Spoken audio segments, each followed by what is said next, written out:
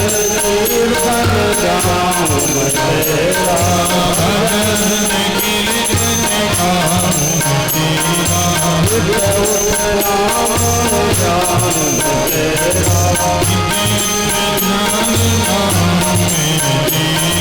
कृष्ण कृष्ण श्री राम दयालो दया करो, कृष्ण कृष्ण श्री राम दयालो दया करो, मैं तो जपूं सदा तेरा नाम दयालो दया करो, मैं तो जपूं सदा तेरा नाम दयालो दया करो।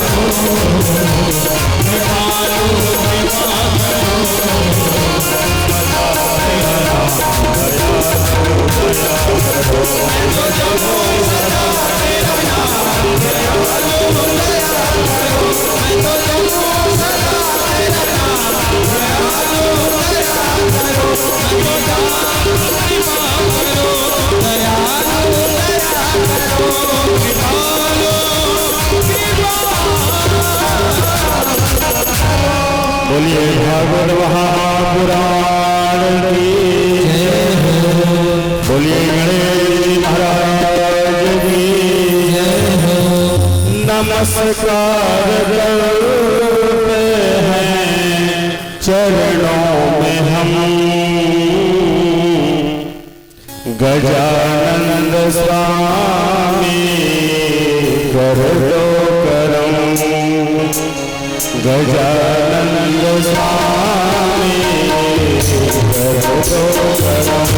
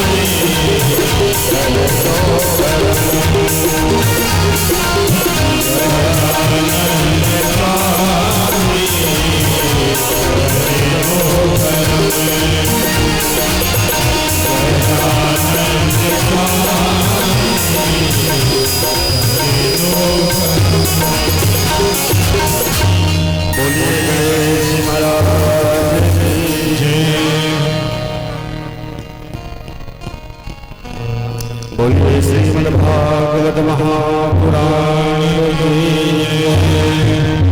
धर्म की अधर्म का प्राणियों में विश्व का कल्याण, गौ माता की गौ हत्या, सत्य सनातन धर्म की, बाबा विश्वनाथ की, माता अन्नपूर्णा की, कुंडीराज गणेश की, गंगा भागीरथी की, आज के आनंद की।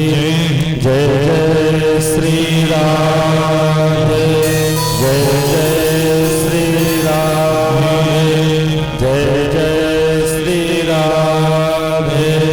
नमः पार्वती पतये, हर हर महादेव।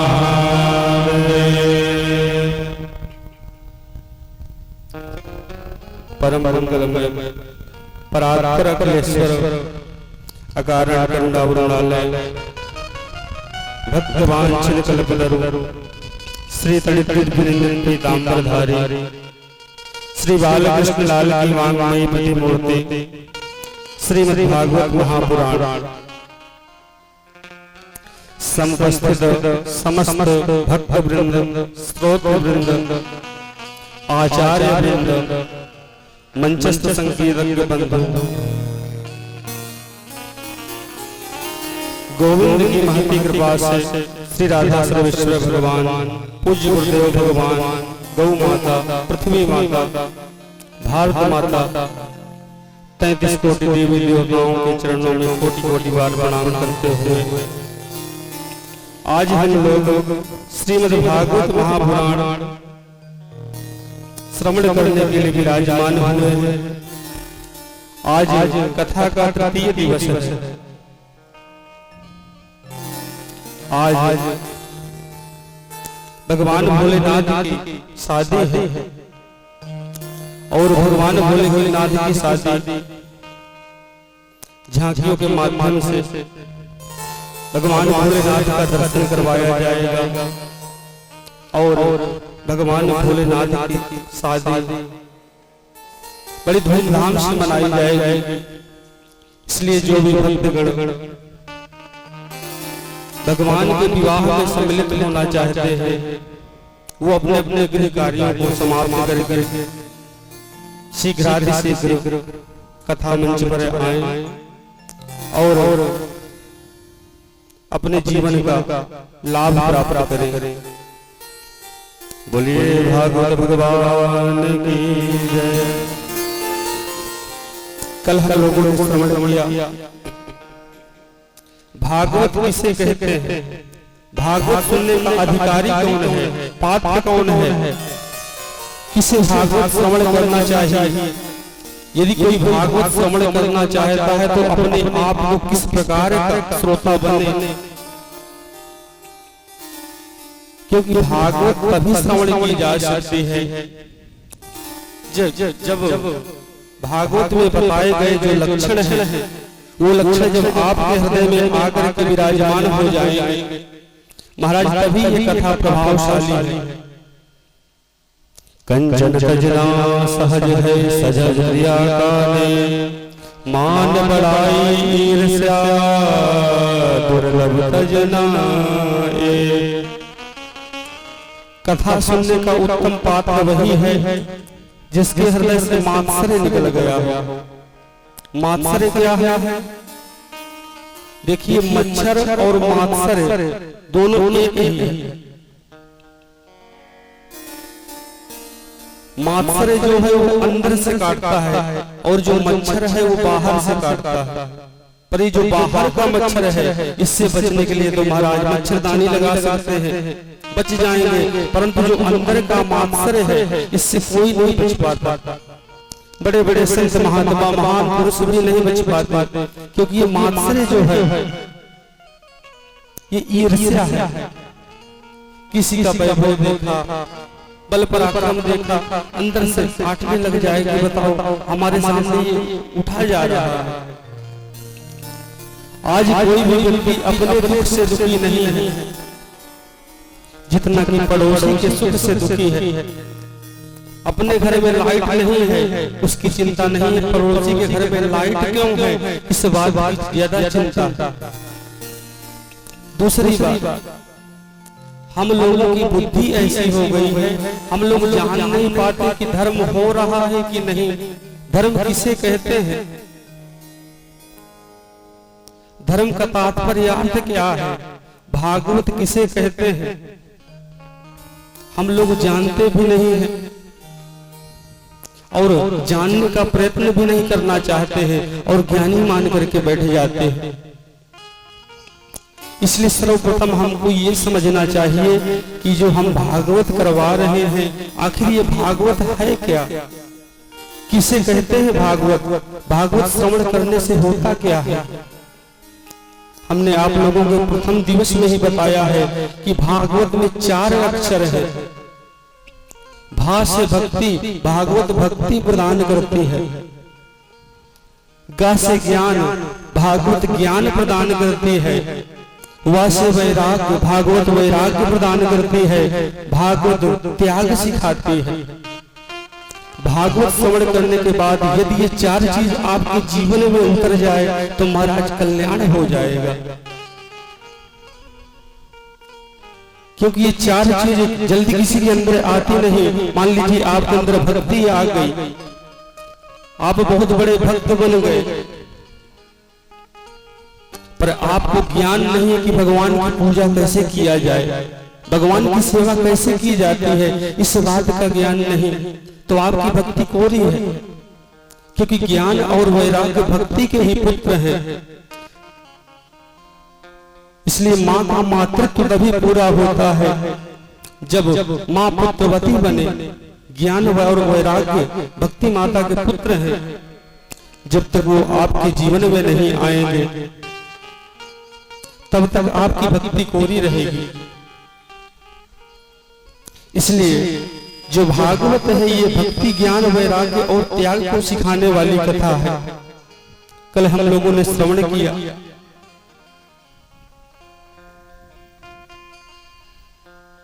भगवान वेद व्यास जी ने 17 पुराणों की रचना कर दी, उनके मन को शांति नहीं हुई।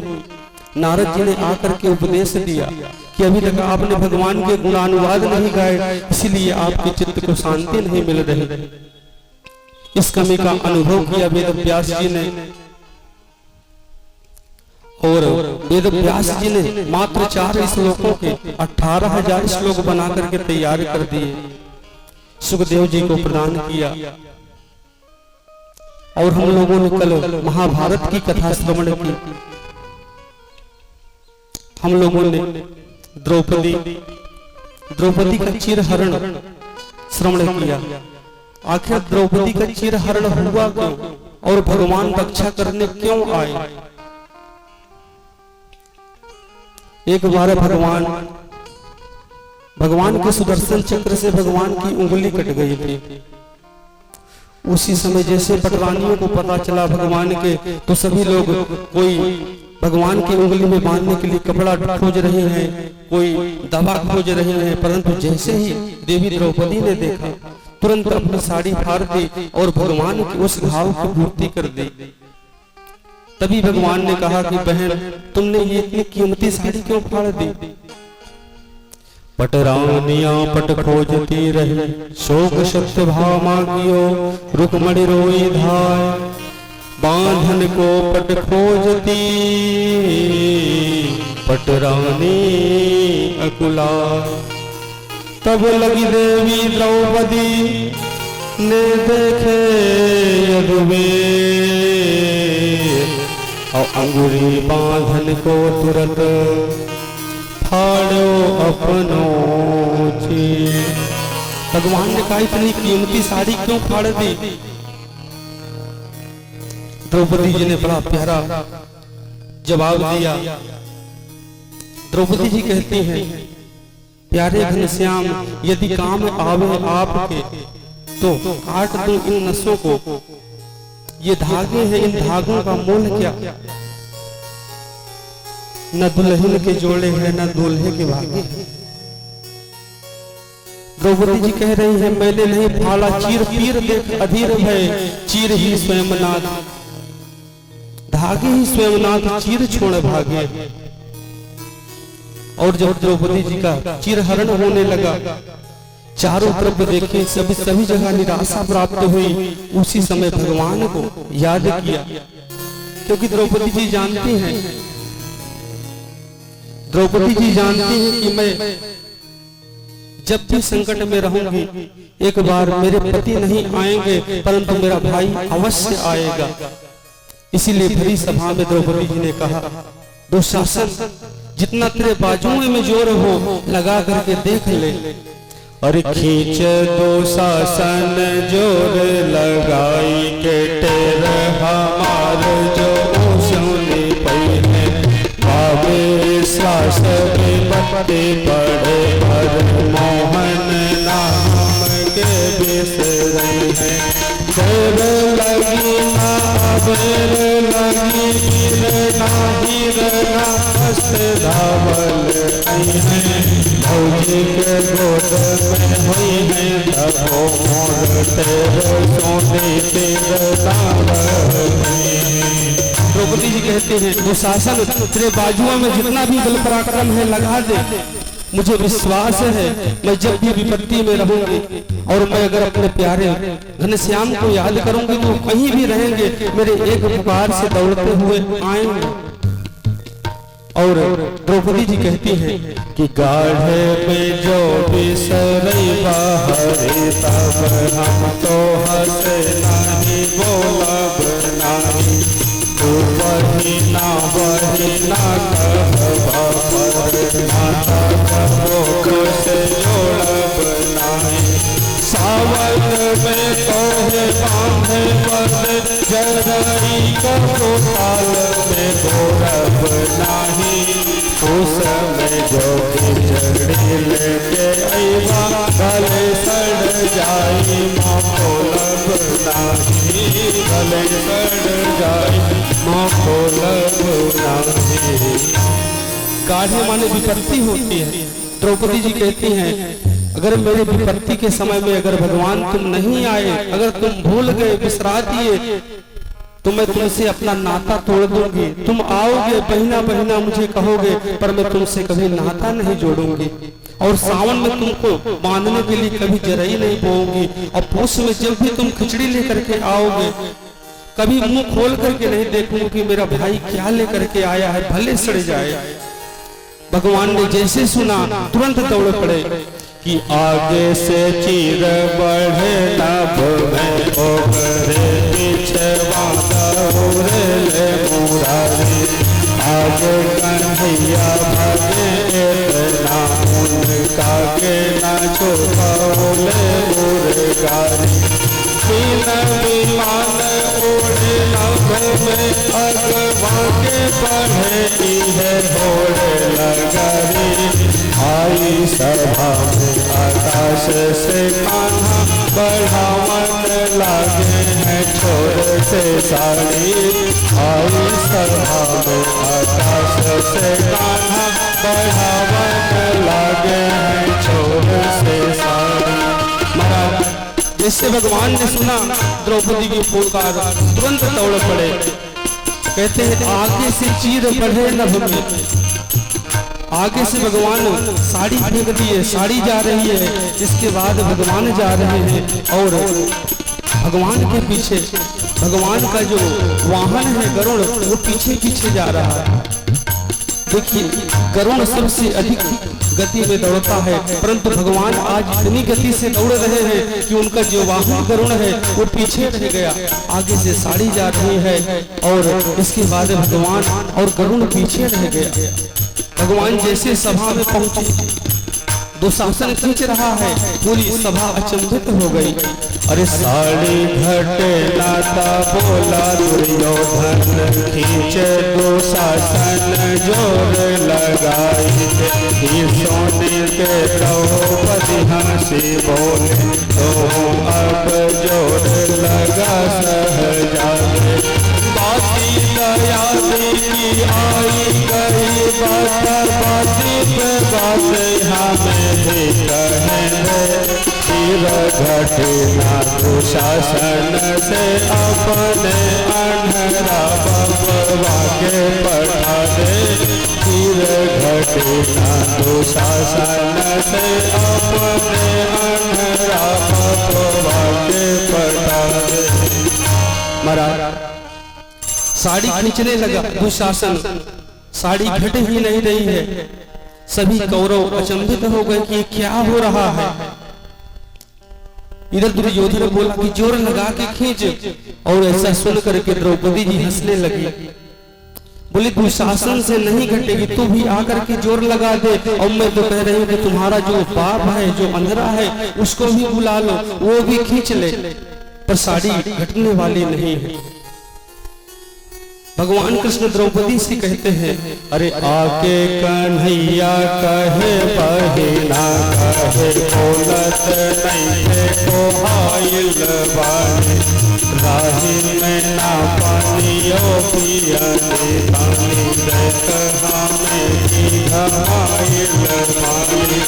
वाहन वाहनी मोर पाछे मोर धावल आवत बानी, द्वारिका धीश कहते बहिना लोगरी बद कहे कोहाइल बानी, द्वारिका धीश कहते बहिना लोगरी बद कहे कोहाइल बानी।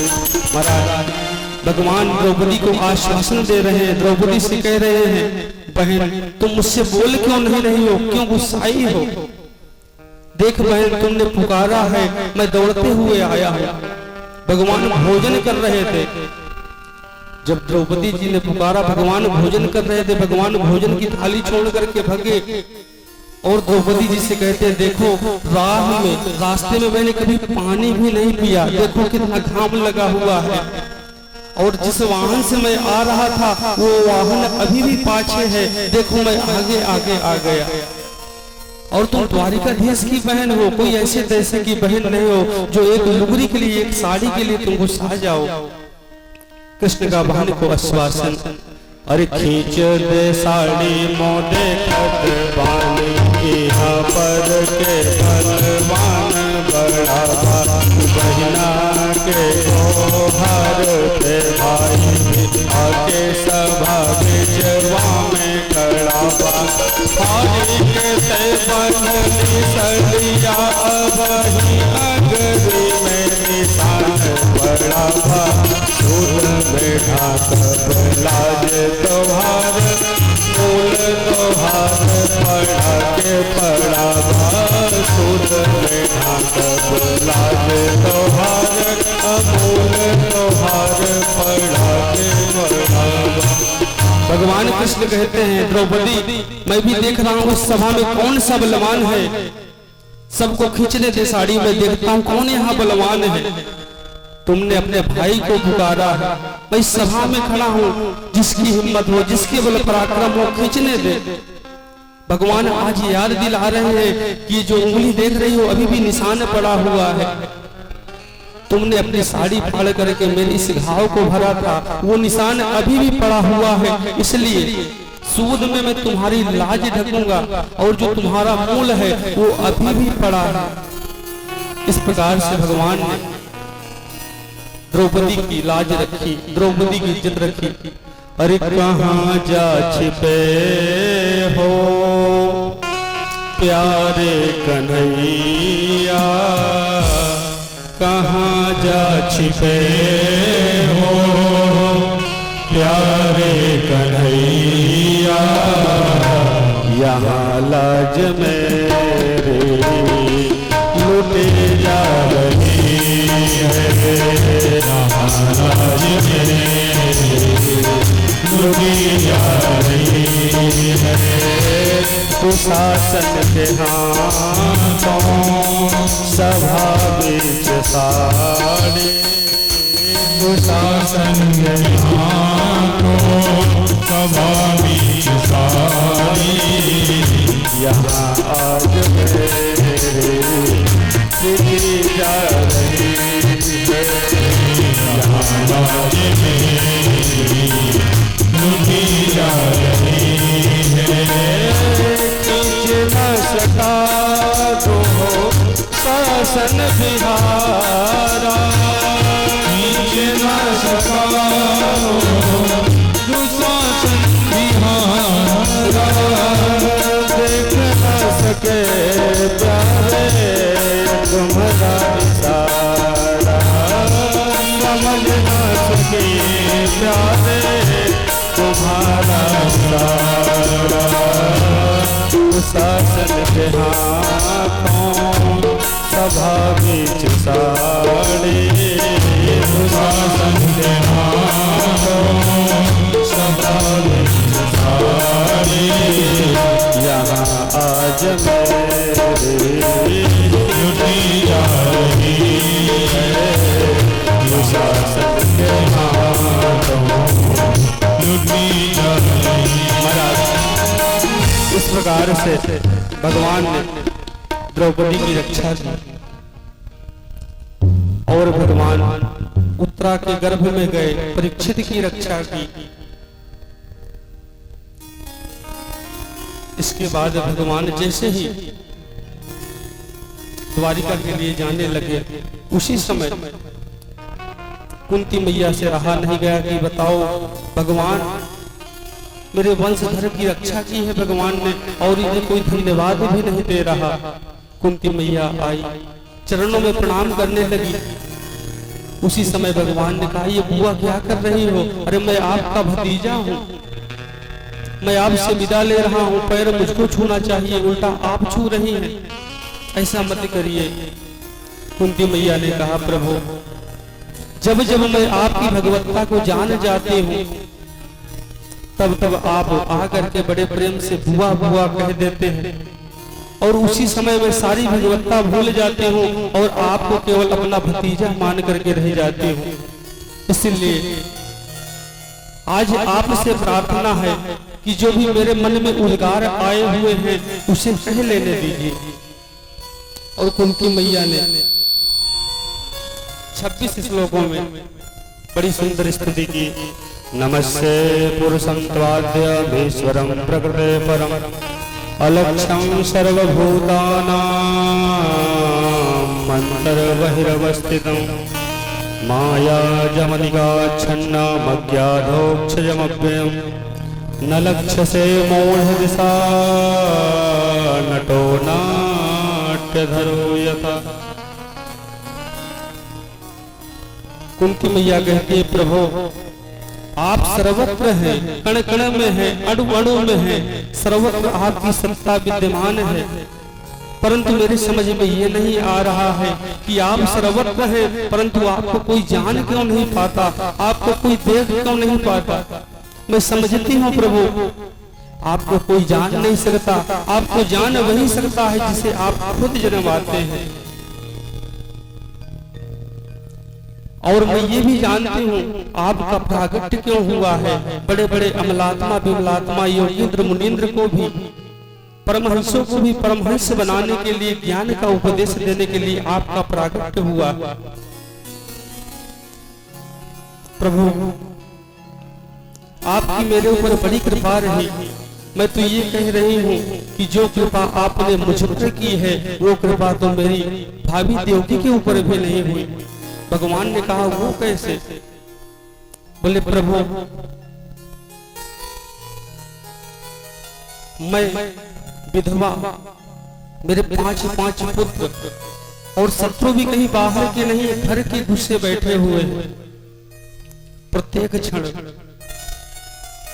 कुछ ना कुछ पीड़ा पहुंचाते हैं। मेरे बेटे भीम को लड्डू में जहर दे करके खिला दिया, परंतु आपकी कृपा से जब भी वो मिला तो 10,000 हाथियों का बल प्राप्त करके मिला।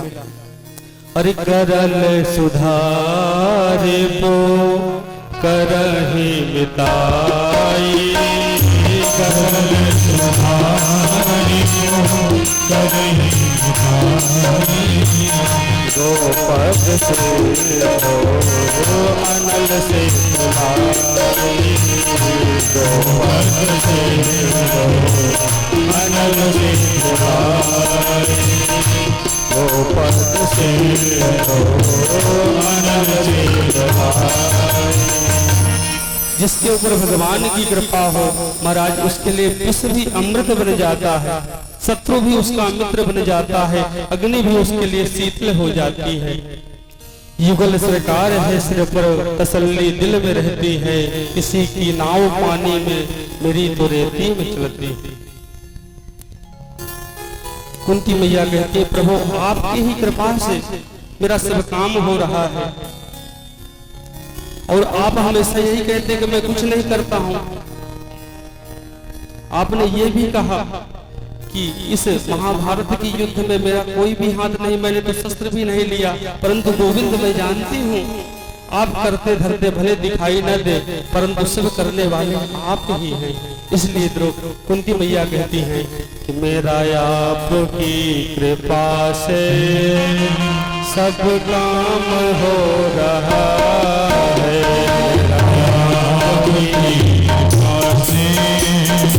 सब काम हो रहा आपकी कृपा से सब काम हो रहा करते हो तुम कन्हैया, करते हो तुम कन्हैया, करते हो तुम कन्हैया, मेरा नाम हो रहा है। मेरा आपकी कृपा से सब काम हो रहा है, आपकी कृपा से सब काम हो रहा है।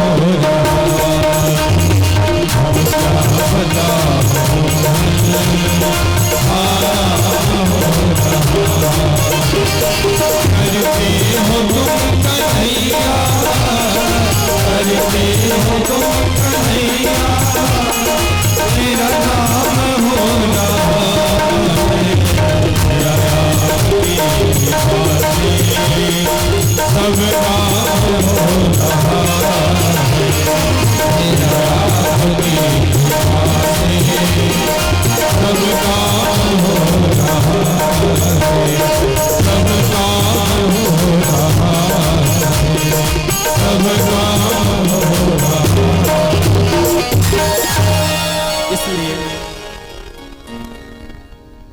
आज कुंती मैया ने कहा प्रभु इस कुंती के जीवन में हमेशा दुख बना रहे। विवदः शंतुनः सत्त्वत् तत्र तत्र जगद्गुरो भवतो दर्शनम् यत्स्याद् पुनर्भव दर्शनम्। भगवान ने कहा बुआ आप दुख क्यों मांग रही हैं? दुख के नाम से तो हर व्यक्ति डरता है, कांपता है, फिर भी आप दुख मांग रहे हैं। कुंती मैया कहती हैं सुख के माथे सिल पड़े जो हरि हृदय से जाए, अब बलिहारी वा दुख की जो पल पल नाम जपा।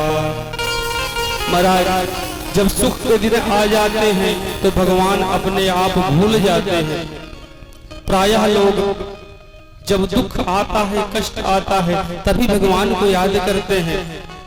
जहाँ सुख और वैभव आया भगवान अपने आप भूल जाते हैं। इसलिए कुंती मैया कहती है कि प्रभु जब तक इस कुंती का जीवन रहे, इस कुंती के जीवन में निरंतर कष्ट बने रहे, दुख रहे, आपत्ति विपत्ति आती रहे, क्योंकि जब जब आपत्ति विपत्ति आएगी तब तब आप मेरे सामने आते हुए दिखाई देंगे। बताओ आज मेरा पुत्र सम्राट बन गया है, जैसे सम्राट बना सभी प्रकार का सुख वैभव आ गया और आप तुरंत हाथ जोड़ करके बोले बुआ अब मैं चलता हूँ। तो ऐसे सुख को लेकर के मैं क्या करूंगी जिसमें गोविंद के दर्शन ना हो। अब देखिए कुंती मैया ने मांगा दुख और भगवान के खजाने में दुख नहीं था। भगवान ने कहा बुआ यदि आप मुझसे इतना प्रेम करते हैं तो अब मैं जाऊंगा ही नहीं। भगवान के पास दुख था ही नहीं, क्योंकि भगवान तो आनंद के सिंधु हैं। अरे जो आनंद सिंधु सुख राशि, जो आनंद सिंधु सुख राशि, करते लोगे सुपाते,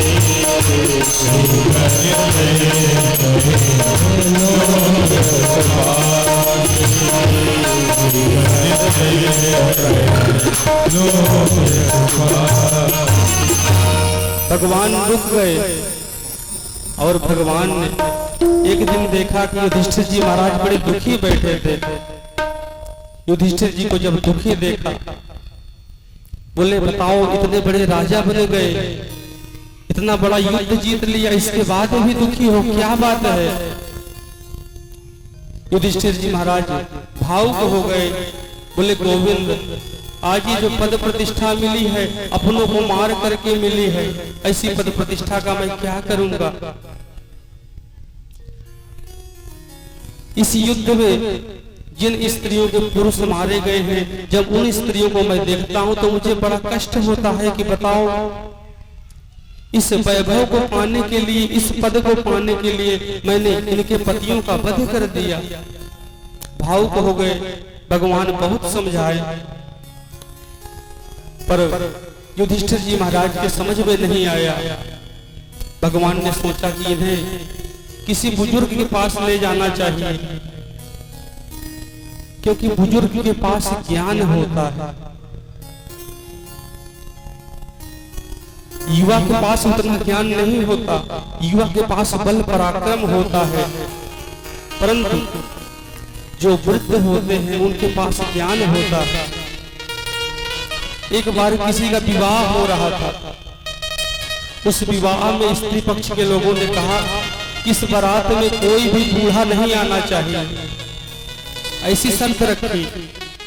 पर जो लड़के का नाना था वो बोला नहीं मैं बारात जाऊंगा, चाहे जो भी हो, विवाह हो चाहे ना हो, पर मैं बारात जाऊंगा।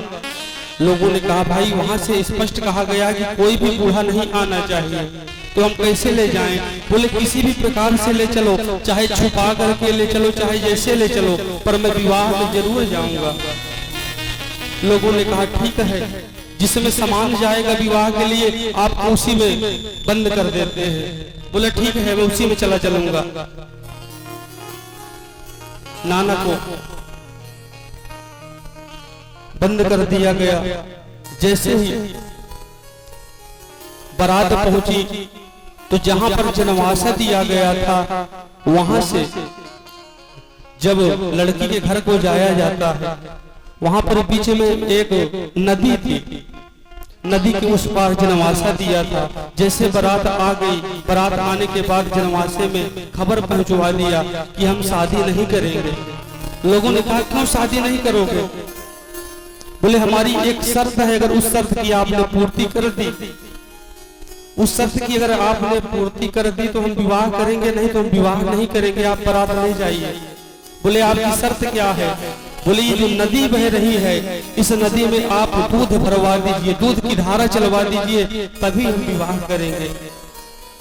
अब सब युवा थे, किसी के पास ज्ञान तो था नहीं। लोगों ने सोचा कि बताओ जल बह रहा है, इसमें दूध जितना डालेंगे वो बह जाएगा, कैसे हम भरवा दें? बोले विवाह तो होगा नहीं, क्या किया जाए? सब निराश हो गए, जाने के लिए तैयार हो गए कि अब विवाह होगा नहीं क्योंकि हम दूध भरवा नहीं पाएंगे। उसी समय एक व्यक्ति ने कहा, अरे विवाह तो होना नहीं तो नाना को क्यों मार रहे हो? नाना को तो निकालो। जैसे ही नाना को निकाला गया, बोले चलिए नाना बारात लौटा के लिए चलते हैं। बोले क्या बात हुआ? बोले वहां से प्रस्ताव आया हुआ है कि ये जो नदी दिख रही है, इस नदी में आप दूध की धारा भरवा दीजिए, तभी जाकर के हम विवाह करेंगे, नहीं तो नहीं करेंगे। बुजुर्ग का ज्ञान, बुजुर्ग ने कहा तुम भी एक संदेश भिजवा दो, तुम कह दो कि वो कह देंगे पानी खाली करवा दे, नदी का जो पानी है वो खाली करवा दे, हम दूध की धारा भरवा देंगे। खबर पहुंचाई गई। अब जैसे खबर पहुंची तो वहां लोगों ने कहा अवश्य उस बारात में कोई बुजुर्ग आया है, क्योंकि नदी का ना पानी खाली किया जा सकता है, ना दूध से भरने की आवश्यकता। तुरंत खबर लगवाया गया कि कोई बुजुर्ग आया है क्या। तो इस प्रकार से बात दोनों की रखी गई और इसके बाद उस लड़के का विवाह हुआ उसी घर पर। तो कहने का तात्पर्य ये है कि ज्ञान जो जितना बुजुर्ग के पास होगा उतना ज्ञान एक बालक के पास नहीं हो सकता, युवा के पास नहीं हो सकता। युवा के पास पराक्रम हो सकता है, बल हो सकता है, परंतु उतनी बुद्धि नहीं हो सकती। इसीलिए लोग कहते हैं कि घर में जो बुजुर्ग है भले हम कुछ करें चाहे ना करें, अगर उनका हाथ हमारे सिर पर है तो महाराज सभी काम हो जाते हैं। कोई कितना भी बड़ा कार्य ले ले, भले घर में कुछ ना हो, अगर कोई भी बुजुर्ग बैठा है घर में है, अगर उसने कहा कि बेटा परेशान मत हो तू कर, इतने में ही पूरा कार्य हो जाता है। भगवान आज सभी पांडवों को भीष्म पितामह के पास लेकर के आए। सभी ने भीष्म पितामह को प्रणाम किया। प्रणाम करने के बाद जैसे अर्जुन प्रणाम किए, अर्जुन से भीष्म पितामह ने कहा कि तुम्हारा सारथी नहीं आया क्या? भगवान तुरंत आ गए। बोले दादाजी आपने हमें याद किया। भीष्म पितामह हंसने लगे, बोले प्रभु आए हो तो आप इधर उधर क्यों छिप रहे हो? जब आप आ ही गए हो तो बस एक प्रार्थना है, जब तक मैं इस शरीर को छोड़ करके ना चला जाऊं तब तक आप मेरे सामने इसी प्रकार से रहिए। भगवान को लगा कि ये तो अच्छी ड्यूटी दे दिए, क्योंकि इनको इच्छा मृत्यु का वरदान प्राप्त है। ये ना चाहे तो इसलिए कोई मार नहीं सकता। अब पता नहीं ये किस जन्म में जाएं। भगवान का चेहरा लटक गया। जैसे भगवान का चेहरा लटका उसी समय भीष्म पितामह ने कहा महाराज ये लटका हुआ मुंह मुझे नहीं देखना है, आप जब तक यहाँ पर रहे तब तक मंद मंद मुस्कुराते रहिए। लखी जिन लाल की मुस्कान तिनहि बिसरी वेद विध, सब योग संयम ज्ञान नेम व्रत आचार पूजा पाठ गीता ज्ञान, रसिक भगवत दृग रई अशेज के मुख में। भगवान के मुस्कान में अद्भुत कला है। इसीलिए भीष्म पितामह कह रहे हैं कि आप जब तक यहाँ पर रहें तब तक मंद मंद मुस्कुराते रहें। इसीलिए भक्त लोग कहते हैं भगवान से तेरी मंद मंद मुस्कनिया पे, हो तेरी मंद मंद मुस्कनिया पे, बलिहार प्यार जो, बलिहार प्यार जो, बलिहार प्यार जो, बलिहार प्यार जो। तेरी मंद मंद मुस्कनिया पे, तेरी मंद मंद मुस्कनिया पे, बलिहार प्यार जो, बलिहार जो, बलिहार श्याम जो, बलिहार श्याम जो।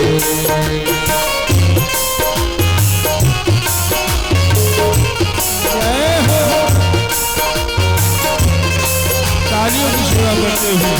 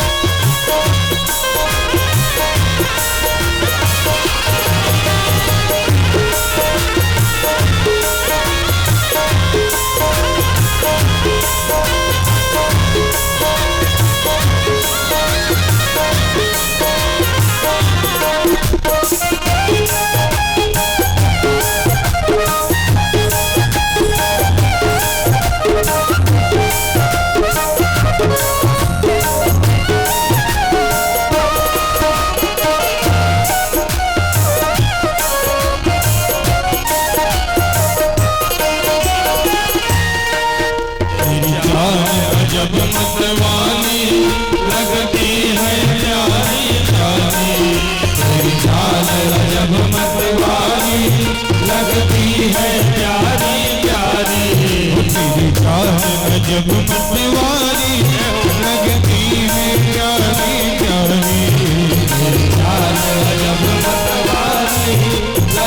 है प्यारी प्यारी, तेरी पायल की पैजनिया पे, तेरी पायल की पैजनिया पे, बलिहार प्यार को, बलिहार प्यार को, बलिहार प्यार को, बलिहार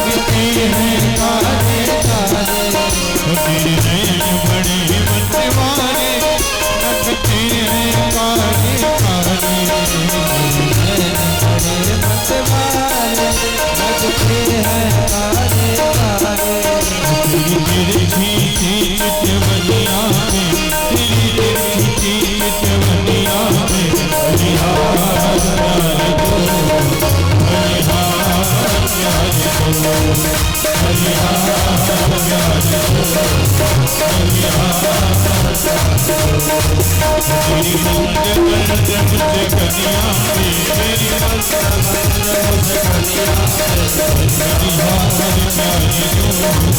बलिहार प्यारे दो, बलिहार प्यारे दो, बलिहार प्यारे दो, बलिहार प्यारे दो, बलिहार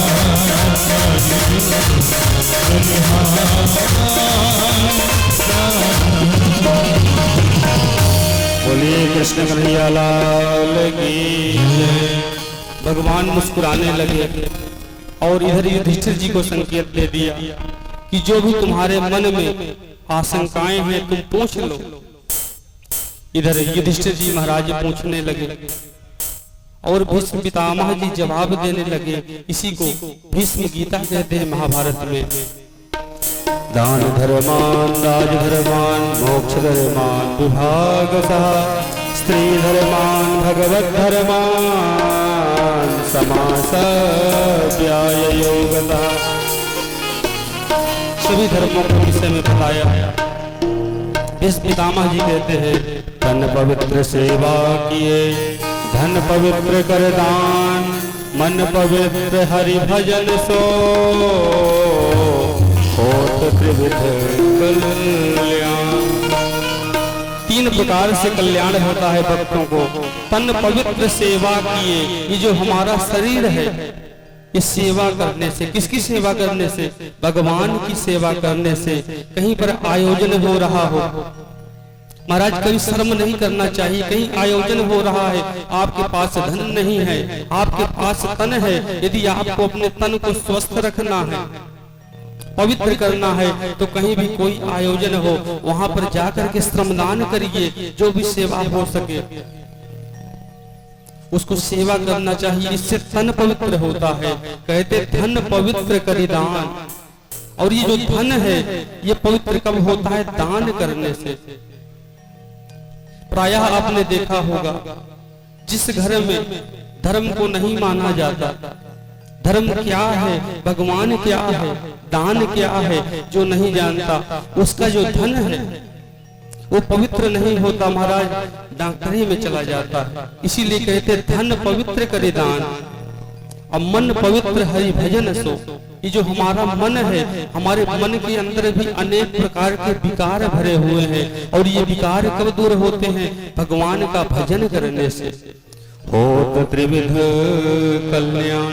इस प्रकार से कल्याण होते हैं साधक के। इधर भीष्म पितामह को लगा कि अब उत्तरायण आ गया है और मेरे सामने स्वयं भगवान उत्तरायण उत्तरा के गर्भ से निकले हुए हैं, तो भगवान भी स्वयं उत्तरायण है, ये भी मेरे सामने है। देखिए 6 महीना भगवान देवताओं का दिन होता है और 6 महीना रात्रि होती है। तो ये जो उत्तरायण है ये 6 महीने भगवान का दिन है और ये जो दक्षिणायन है ये 6 महीना देवताओं की रात्रि होती है। किसी के घर में भी अगर आप दिन में जाएंगे तो दरवाजा खुला हुआ मिलेगा, अगर किसी के घर में रात्रि में आप जाएंगे तो सुबह तक का इंतजार करना पड़ेगा। इसी प्रकार भीष्म पितामह को लगा कि अब उत्तरायण आ गया है, भगवान का दरबार खुला हुआ है, इसलिए अब ज्यादा प्रतीक्षा नहीं करना चाहिए। भगवान को प्रणाम किया और अपने देह का त्याग किया। लोगों ने भीष्म पितामह की सौभाग्य की सराहना की और आगे चल करके भगवान जब परम धाम चले गए तो उसी समय सभी पांडव परीक्षित को सत्ता का भार सौंप करके सभी पांडव चले गए। परीक्षित जी महाराज बड़ी छोटी सी अवस्था में सत्ता का भार संभाले। एक दिन मन में विचार आया कि चल करके मैं अपने राज्य को देख आऊं। मेरे जो भी राज्य में लोग रहते उन्हें किसी प्रकार की परेशानी तो नहीं है। अपने अनुभव मंत्रियों को लिया और साथ में चल दिए। सर्वत्र अपने पूर्वजों की प्रशंसा सुनने को मिली। महाराज एक जगह गए, वहां पर बड़ा विचित्र दृश्य देखा। गाय और बछड़े आपस में बातें कर रहे हैं। बछड़ा गाय से कहता है, माता तुम दुखी क्यों हो? तुम्हारे दुख का कारण क्या है? क्या तुम इसलिए रो रही हो कि मेरे 3 पैर कट गए हैं, या इसलिए रो रही हो कि भगवान हमें छोड़ करके चले गए? गाय और बछड़े आपस में बातें कर रहे थे। एक काला कलूटा व्यक्ति आया, एक पैर से बैल खड़ा हुआ है, उस पैर को भी तोड़ने लगा। जैसे ही परीक्षित जी महाराज ने देखा ये दृश्य, तुरंत क्रोध में अंगारे बरसाने लगे, तुरंत तलवार निकाल लिया, बोले इस दुष्ट को मार दूंगा। और जैसे मारने के लिए दौड़े, गौ माता के पास पहुंचे, बोले गौ माता अब आपको किसी भी प्रकार से सोचने की आवश्यकता नहीं है, भगवान नहीं